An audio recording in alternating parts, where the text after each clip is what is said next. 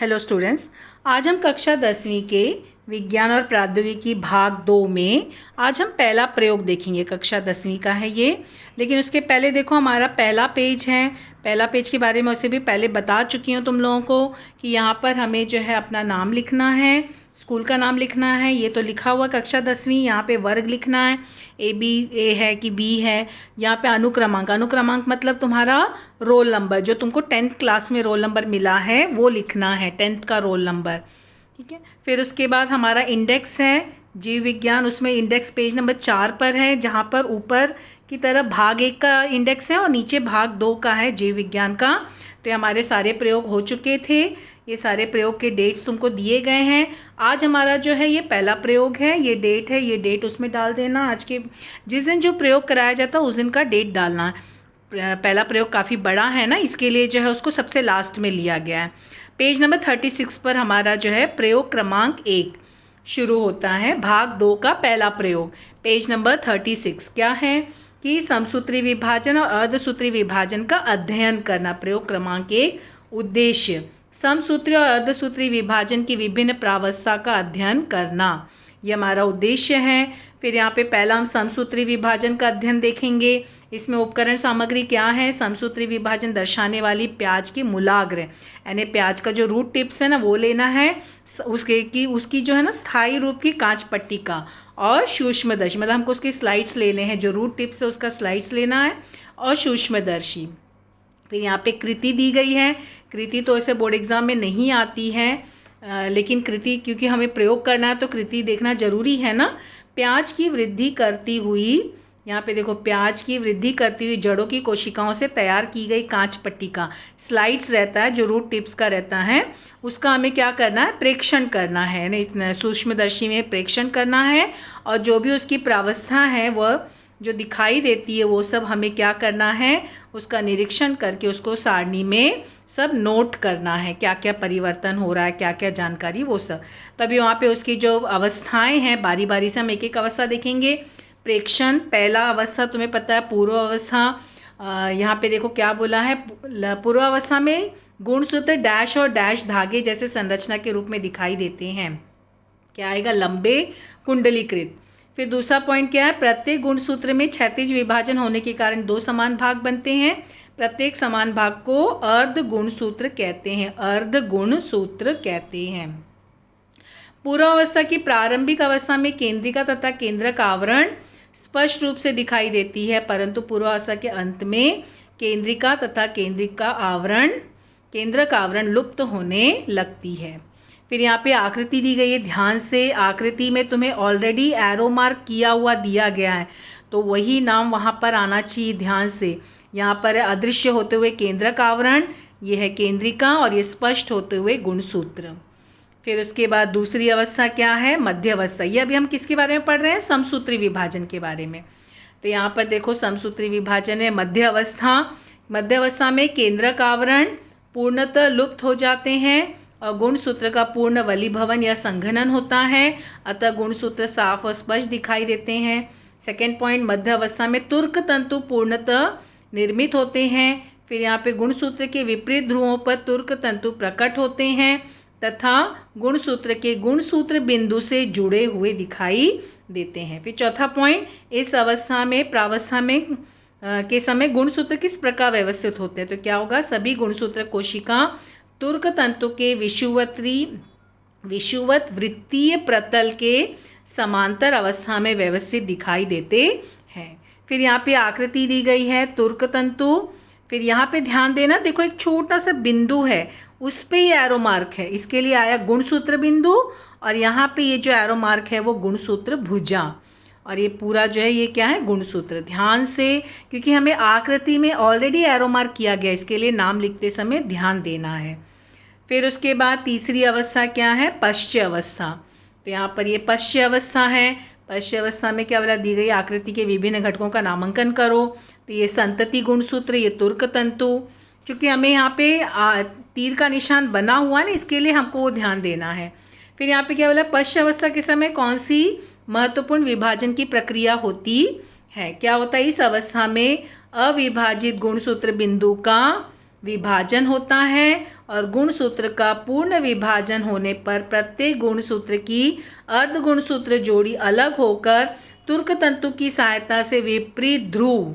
अब देखो विपरीत ध्रुव के बाद आगे और है, लेकिन यहाँ पे जगह इसके लिए मैं क्या की हूँ, यहाँ पर स्टार मार्क ऐसे बनाई हूँ और दूसरा स्टार मार्क नीचे यहाँ बनाई, क्योंकि यहाँ जगह नहीं है ना, तो मतलब इसके आगे का यहाँ नीचे लिखा गया है। क्या लिखा गया, की ओर खींची जाती है। तो यहाँ पर यह जो है स्टार मार्क किया और यहाँ भी स्टार, मतलब इसका आंसर यहाँ पे कंटिन्यू है।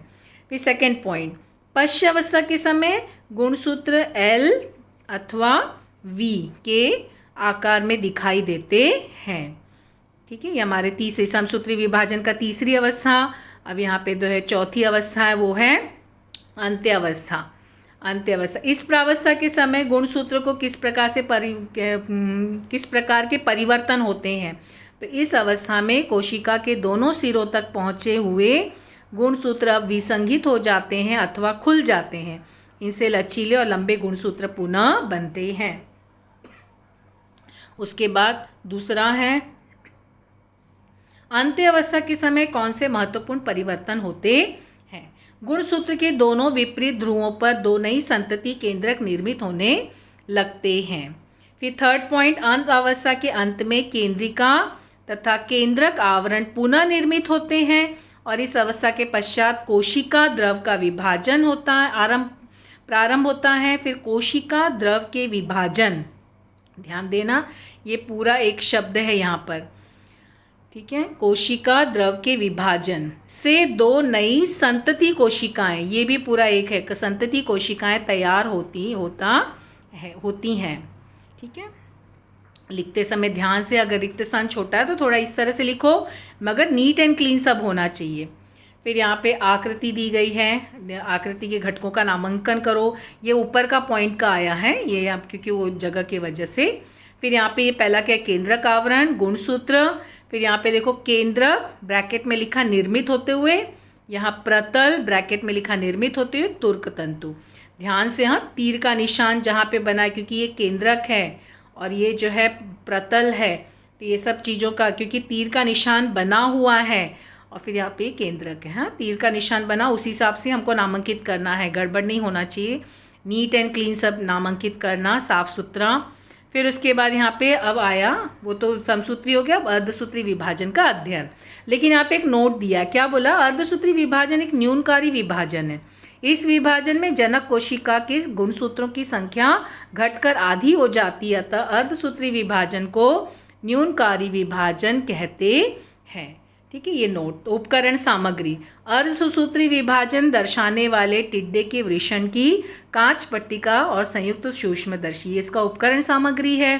तो यहाँ पे टिड्डे के वृषण की मतलब उसका स्लाइड लेना है और संयुक्त सूक्ष्मदर्शी। कृति क्या है, अर्धसूत्री विभाजन के स्थायी रूप की कांच पट्टिका ने जो स्लाइड है उसका उच्च आवर्धन क्षमता वाले संयुक्त सूक्ष्मदर्शी के नीचे फोकस करना है, रखना है और फिर सावधानी पूर्वक उसका निरीक्षण करना है और सब विवरण को हमें नोट करना है। अब देखो यहाँ पे प्रेक्षण में हमारा पहला पॉइंट क्या बोला है, यहाँ पे देखो क्वेश्चंस दिए ही हुए हैं ना, इसके लिए हमको वैसे ही लिखना है। अर्धसूत्री विभाजन के दो प्रमुख चरण कौन से हैं, क्या है, अर्धसूत्री विभाजन 1, अर्धसूत्री विभाजन 2।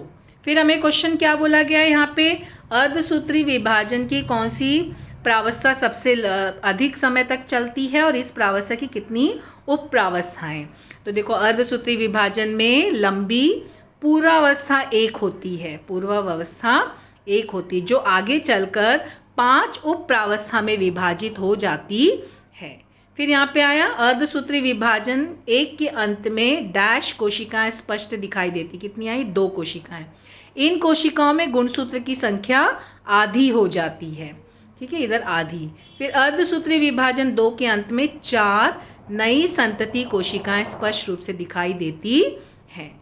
ठीक है, ये हो गया प्रेक्षण। फिर अभी अर्धसूत्री विभाजन 1, अभी अर्धसूत्री विभाजन 1 में अभी हमने देखा ना कि पूर्वावस्था में 5 उप प्रावस्थाएं हैं, तो वही अभी हम देखेंगे। क्या, अर्धसूत्री विभाजन 1 के विभिन्न प्रावस्थाओं की आकृतियों को पहचानो, इनका नाम लिखो, प्रत्येक प्रावस्था के विभिन्न घटकों का नामांकन करो और कम से कम 2 विशेषताएं सबका हमें लिखना है। ठीक है, अभी हम देखो ऊपर देखे थे ना, पूर्वावस्था 1 में 5 उप प्रावस्थाएं हैं। तो पहला क्या है? तनु सूत्र। ये पहला क्या है? तनु सूत्र। केंद्रक, केंद्रिका, गुणसूत्र। ठीक है, नामांकन करते समय ध्यान से इस अवस्था में अभी विशेषताएं लिखना ना। इस अवस्था में क्या होता है? गुणसूत्र अत्यधिक लचीले और लंबे धागे जैसे दिखाई देते हैं। केंद्रक आवरण तथा केंद्रिका स्पष्ट रूप से दिखाई देते हैं। फिर दूसरा है युग्म सूत्र। दूसरा क्या है? युग्म सूत्र। समजात गुणसूत्र युग्म बनाते हैं। इस प्रकार के गुणसूत्र को युगली गुणसूत्र कहते हैं और गुणसूत्र की युग्म बनने की प्रक्रिया को युग्मानुबंधन कहते हैं। ये सब विशेषताएं हैं। फिर अगला हमारा है तीसरा नाम स्थूल पट। तीसरा नाम क्या है? स्थूल पट। 5 प्रावस्थाएं है ना, तो ये तीसरा स्थूल पट। द्विगुणित गुणसूत्र, गुणसूत्र बिंदु, केंद्रिका। अब यहाँ पे देखो इसकी विशेषताएं थोड़ा सा ध्यान से लिखना क्योंकि ये थोड़ी ज़्यादा है, तो उसको लिखते समय ध्यान से। प्रत्येक गुणसूत्र की 2 गुणसूत्र भुजाएं दिखाई देती हैं। अत्यधिक घनीभवन होता है। 2 गुणसूत्र भुजाओं से 4 भुजाएं निर्मित होती हैं। युगली गुणसूत्र से चतुष्क गुणसूत्र में रूपांतरित होते हैं। 2 समजात गुणसूत्र से अत्यधिक नज़दीकी संबंध होने के कारण व्यत्यासिका निर्मित होते हुए दिखाई देती है और गुणसूत्र के मध्य आदान प्रदान होने से जनुकों का विचरण होता है। ये इसकी विशेषता है। ध्यान से थोड़ा नीट एंड क्लीन, अगर तुम्हें नहीं आ रहा तो थोड़ा आगे तक ले जाओ, लेकिन लिखते समय नीट एंड क्लीन सब होना चाहिए। फिर यहाँ पे अगला नाम क्या है? द्विपट। ये चौथा नाम है द्विपट। केंद्रिका, गुणसूत्र बिंदु, आदान प्रदान। फिर यहाँ पे उसकी विशेषताएं। जिन समजात गुणसूत्र में आदान प्रदान हुआ है अब वे गुणसूत्र एक दूसरे से दूर हो जाते हैं।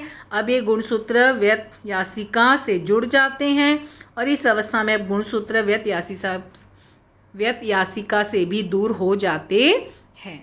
फिर नेक्स्ट लास्ट नाम है पारगतिक्रम। केंद्रिका और व्यत्यासिका।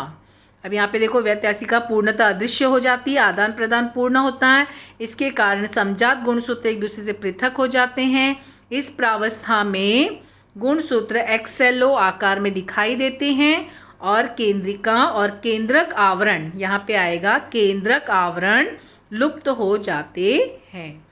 ठीक है, केंद्रिका तथा केंद्रक आवरण। ठीक है, यहाँ पे क्या आएगा? केंद्रक आवरण। ध्यान से थोड़ा सा, ये केंद्रक आवरण, ये केंद्रिका लिखा है ना, दोनों भी यहाँ पे एक केंद्रिका है और एक केंद्रक आवरण लुप्त हो जाते हैं। ये ठीक से ठीक लिख कर लेना। फिर यहाँ पे तुम्हारा अगला क्या क्वेश्चन है? पूर्वावस्था 1 के पश्चात शेष बची हुई प्रावस्था में होने वाले महत्वपूर्ण परिवर्तन।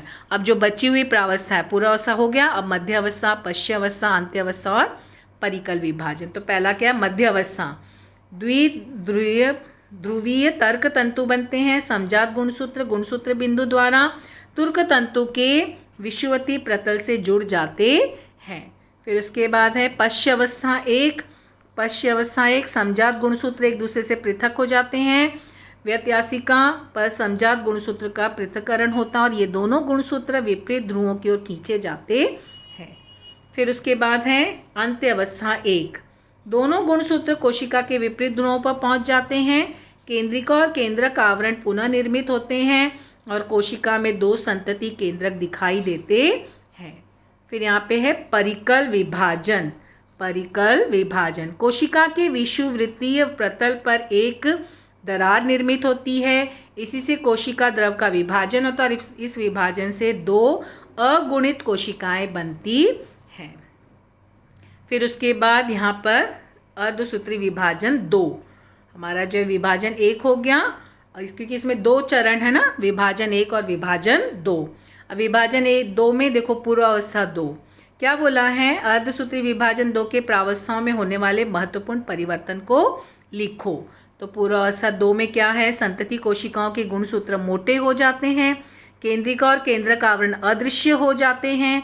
दोनों कोशिकाओं में द्विध्रुवीय तुर्क तंतु निर्मित होते हैं। गुणसूत्र तुर्क तंतु के विषुवृत्तीय प्रतल से जुड़ जाते हैं और संतति गुणसूत्र पृथक हो जाते हैं और ये अर्ध गुणसूत्र विपरीत ध्रुवों की ओर गति करते हैं और अर्ध गुणसूत्र को पृथक, ठीक है, गुणसूत्र बिंदु पर होता है। ध्यान देना, पृथक्करण के बाद ये ऐसे आया, गुणसूत्र बिंदु पर होता है। किसका? पश्य अवस्था 2 का।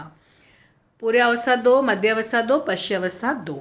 अब उसके बाद है अंत्य अवस्था 2। संतति गुणसूत्र ध्रुवों पर पहुंच जाते हैं। 2 संतति केंद्रक स्पष्ट दिखाई देते हैं। इनमें 4 कोशिकाएं बनती हैं। फिर एक परिकल विभाजन 2। क्या दिया है? वनस्पति कोशिका, कोशिका पटल तथा प्राणी कोशिका के मध्य दरार निर्मित होने से एक कोशिका से 2 कोशिका निर्मित होती हैं।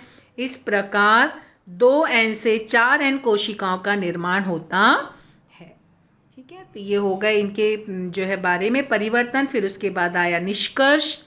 निष्कर्ष में पहला है, समसूत्री विभाजन से कोशिकाओं की संख्या में वृद्धि होती है, परंतु गुणसूत्र की संख्या में परिवर्तन नहीं होता। दूसरा पॉइंट, अर्धसूत्री विभाजन से गुणसूत्र की संख्या आधी हो जाती है।